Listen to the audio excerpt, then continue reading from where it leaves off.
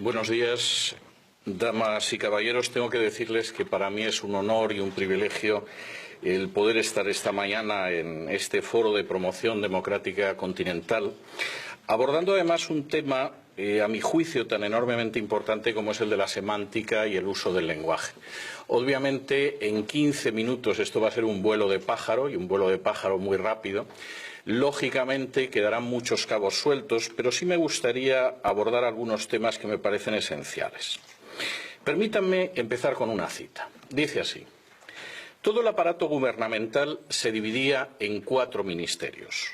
El Ministerio de la Verdad, que se ocupaba de las noticias, los espectáculos, la educación y las artes. El Ministerio de la Paz, encargado de las cuestiones relacionadas con la guerra. El Ministerio del Amor, que se ocupaba de mantener la ley y el orden. Y el Ministerio de la Abundancia, que era el responsable de los asuntos económicos.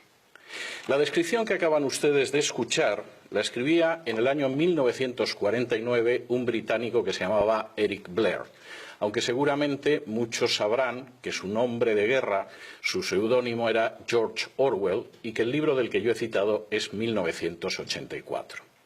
1984 describía, en una fecha que ya tenemos 3 décadas a las espaldas, un mundo en el que habría desaparecido la democracia. Y de manera, por cierto, bastante lúcida, me atrevería a decir que brillante, ese mundo en el que habría desaparecido la democracia sería un mundo en el que los únicos regímenes que habría serían precisamente dictaduras socialistas.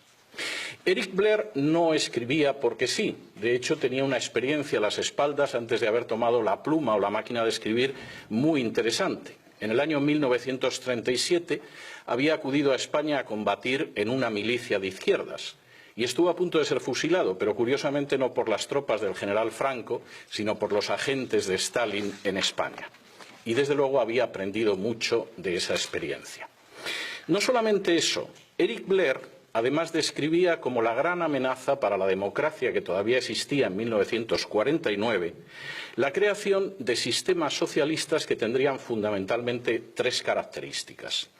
El primero, la escasez. La segunda, el gobierno ejercido mediante una oligarquía que sería imposible de desplazar del poder. Y la tercera, la manipulación del lenguaje. La manipulación del lenguaje iba a ser tan importante que sobre todo iría hacia los sentimientos y que además se serviría de poderosos aparatos mediáticos. En esto, como en muchas otras cosas, hay que decir que Orwell fue profético. No solamente fue profético, yo tendría que decir que si en estos momentos existe una amenaza en Hispanoamérica para la persistencia de las democracias, es precisamente la de regímenes de ese tipo. Regímenes de carácter socialista, en los que abunda la escasez económica, en la que el gobierno está formado por una oligarquía que no tiene la menor intención de verse desplazada del poder y en el que se utiliza una forma de lenguaje, el double talk que decía Orwell, ese lenguaje doble que únicamente es la mentira. De manera bastante reveladora, y creo que esto es para reflexionarlo continuamente, el socialismo totalitario no desapareció en 1991 con el colapso de la Unión Soviética. Todo lo contrario, ha mutado. Y esa mutación, además, está siendo especialmente peligrosa, y me alegro de que se mencionara el Foro de Sao Paulo, porque este es uno de los aspectos que a veces se pasa por alto, pero es enormemente relevante. Ha mutado con visos de extenderse, sobre todo en países que sociológicamente son católicos, y esto por una serie de razones. De manera bien reveladora, la base de esa expansión, la base de esa amenaza para la democracia, amenaza real, insisto, y en proceso de crecimiento, aguanta sobre 3 manipulaciones del lenguaje. Y son 3 manipulaciones del lenguaje absolutamente orwellianas. La primera, la guerra es la paz. Esa es una antigua historia, una antigua propaganda que viene de la Unión Soviética. El pacifismo era absolutamente soviético, aunque invadieran Hungría en 1956 o Checoslovaquia en 1967, y el pacifismo era una gran arma, sobre todo si no era pacifismo real, sino un pacifismo que sirviera para desarmar a las democracias. Estos nuevos socialismos que son nada más que mutaciones del antiguo socialismo, no solo pretenden ser pacifistas, sino enfrentarse con los enemigos de la paz, que por definición son Estados Unidos y sus democracias aliadas. La paz se enfrenta con la guerra de acuerdo con esa manipulación del lenguaje. Y eso es algo que se puede contemplar en cualquiera de estos regímenes y, curiosamente, además mostrando que nunca se ha podido utilizar la mentira de una manera más desvergonzada. En Cuba, el ejército sigue teniendo un papel fundamental que no tiene en ninguna democracia. Es más, es columna vertebral de la perpetuación de la dictadura de los hermanos Castro. En Venezuela, el ejército es absolutamente esencial para mantener el régimen chavista. En Nicaragua, el poder sigue siendo ejercido con la alianza de unas fuerzas armadas absolutamente politizadas y que no sirven a los ciudadanos sino a una oligarquía de izquierdas. Y por si esto fuera poco y quedara alguna duda de que efectivamente la guerra es la paz, de acuerdo con esta mentira orwelliana, incluso se traban alianzas internacionales con regímenes que nada tienen que ver con la realidad de Hispanoamérica, como es el régimen de los ayatolás en Irán. Y añadan ustedes a esa ausencia de paz de los que pretenden predicar la paz contra el belicista Estados Unidos, la violencia oficiosa que va de los piqueteros argentinos a las manifestaciones de repudio cubanas o las milicias chavistas, por citar solo algunos de los ejemplos. Es más, sin el uso sistemático de distintas formas de violencia, sin el control de las Fuerzas Armadas y sin la coacción de los más variados tipos, ninguna de estas dictaduras pacifistas se podría mantener 24 horas en el poder. Segunda mentira, la miseria es la justicia de los pobres. El fracaso del sistema socialista es algo, en términos históricos y objetivos, absolutamente innegable e irrefutable. Solamente las cifras que se publicaron en lo que todavía era la Unión Soviética, en la época de Gorbachov y la perestroika, mostraba que la nación tenía un sistema con unas perspectivas absolutamente miserables para ancianos, enfermos o disminuidos físicos o psíquicos. Es más, la supuesta legitimación del Gulag, si es que se puede legitimar el exterminio y encarcelamiento y esclavización de decenas de millones de seres humanos, no existía. Y eso sucedía en una nación que tenía ingentes materias primas, posiblemente el país más rico del globo en materias primas, un sistema educativo de elevadísimo nivel y cuadros disciplinados y preparados. Asuman ese mismo sistema en naciones como Cuba, Bolivia, Venezuela, Ecuador, Nicaragua o Argentina, que ni tiene esa riqueza, ni esos cuadros, ni ese sistema educativo, y a nadie le sorprenderá la miseria. Pero el recurso a la mentira resulta obligado para disfrazar la miseria y la mala gestión de justicia para los pobres. Los ejemplos son muchos, no me puedo detener en todos ellos, pero, por ejemplo, es la insistencia en culpar de todos los males económicos de las naciones de Hispanoamérica al régimen capitalista, cuando es muy dudable que en la mayor parte de Hispanoamérica, con las excepciones y los matices que ustedes quieran, haya habido jamás un régimen capitalista. Si por régimen capitalista entendemos el libre mercado, la libre competencia y la justicia independiente.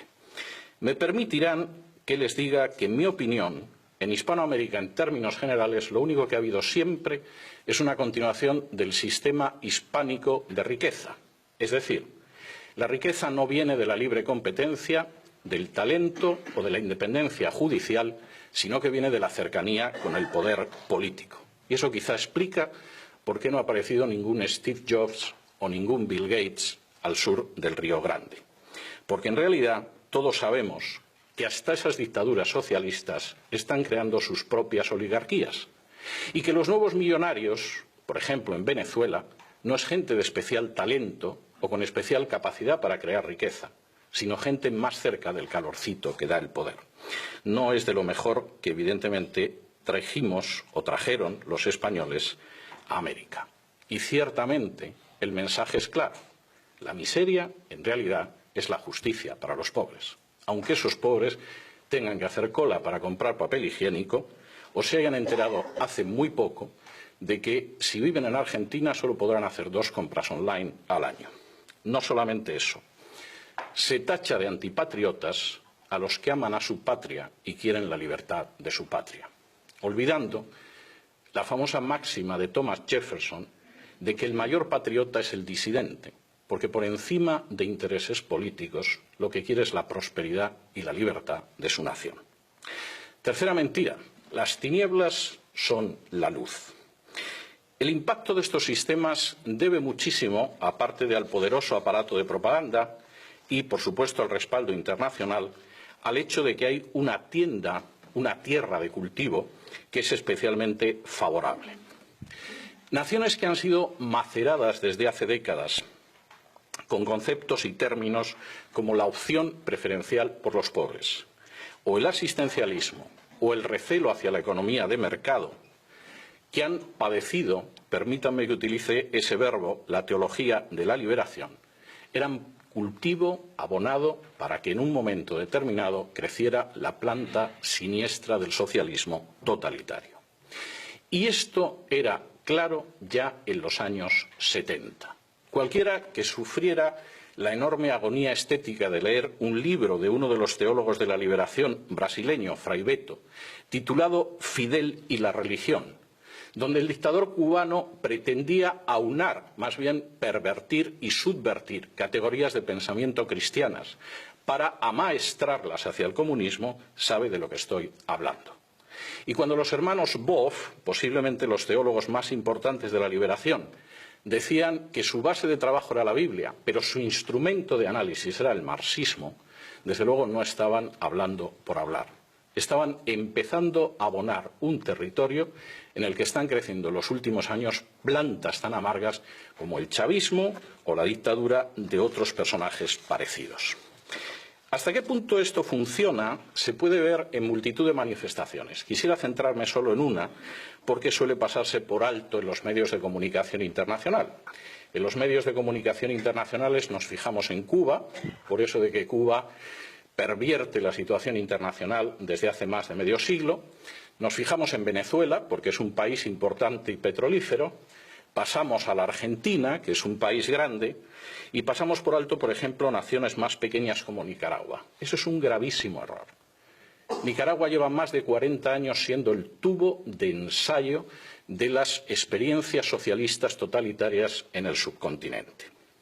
La esposa del actual presidente de Nicaragua, el comandante sandinista Daniel Ortega, es auténticamente un paradigma de lo que cabe esperar de las estrategias del Foro de Sao Paulo. Rosario Murillo puede ser al mismo tiempo bruja y llevar entre 15 y 20 anillos en los dedos, generalmente de turquesa, porque al parecer eso evita la mala onda de los enemigos del pueblo, que por supuesto son los que no son sandinistas y aman la libertad. Puede ser considerado un personaje importante de la brujería internacional y al mismo tiempo mantener unas relaciones extraordinarias con el cardenal Obando o señalar que la Virgen ilumina a Daniel Ortega. No solo eso.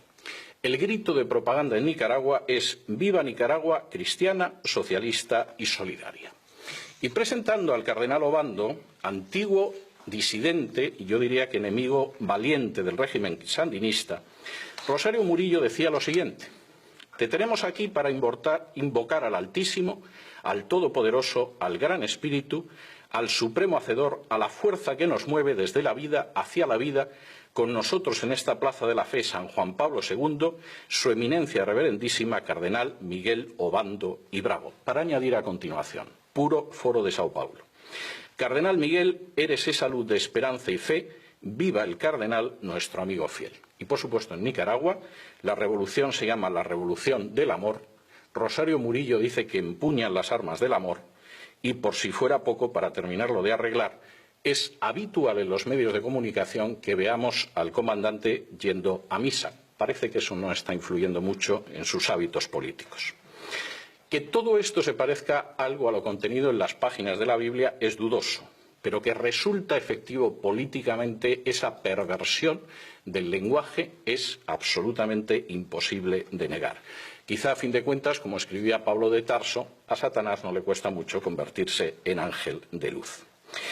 Quizá, y concluyo, esta tarea, la tarea de mostrar la falsedad del lenguaje, la utilización de la mentira, la perversión de valores queridos para millones de personas vaya a ser la tarea más relevante de nuestro tiempo. Porque implica identificar primero y denunciar y combatir después cómo detrás de los cacareos en favor de la paz se plantan las semillas de la violencia y de la sangre. Cómo detrás de las proclamas de justicia para los parias de la tierra se agazapa un futuro de escasez, de pobreza y de miseria. Y cómo detrás de las apelaciones más nobles del ser humano, como la de justicia, no hay sino una ansia de poder dispuesta a pactar con cualquier instancia para mantenerse despóticamente. Habría quizá que ir desgranando la realidad para descubrir, como dice un refrán de mi tierra natal, que muchas veces detrás de la cruz quien se agazapa es el diablo. Pero hay que hacerlo con una finalidad, y es la de que el futuro de esos pueblos que amamos y que compartimos una herencia común puedan conocer al final y a la postre los frutos más deseables de la democracia: la prosperidad, la paz y la libertad. Y para esa tarea resulta indispensable el distinguir lo verdadero de lo falso, lo real de lo propagandístico y lo auténtico de lo ficticio. Habrá que asumir, como decía una de las personas que me ha precedido en el uso de la palabra, que al final existe una enorme carga de realidad en esa máxima de Jesús que afirmaba: conoceréis la verdad y la verdad os hará libres, porque si os dejáis llevar por la mentira, solo podréis aspirar a ser esclavos. Muchas gracias.